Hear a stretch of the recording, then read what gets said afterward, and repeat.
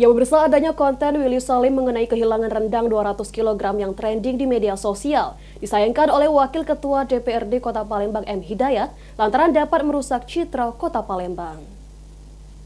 Masak rendang sapi 1 ekor.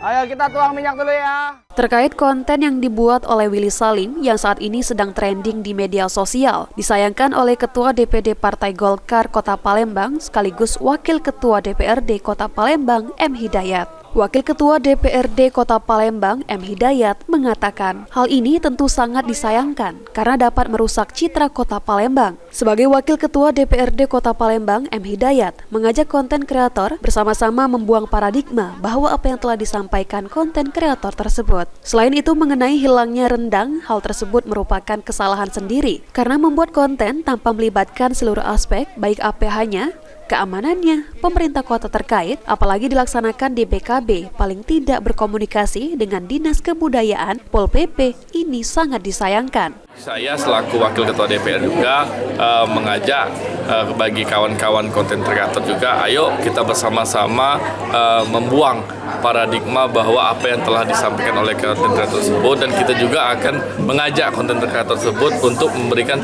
ini loh sebenarnya Kota Palembang.